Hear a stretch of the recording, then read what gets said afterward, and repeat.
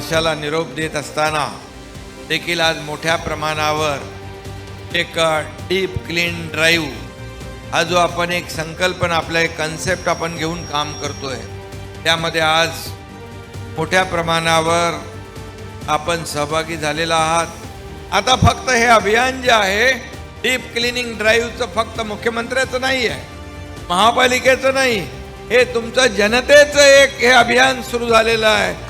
समृद्ध महाराष्ट्र आपल्याला करायचं असेल तर या डीप क्लिनिंग ड्राईव्हमध्ये आपण सगळ्यांनी एक लोक चळवळ लोक सहभाग म्हणून सहभागी होऊया।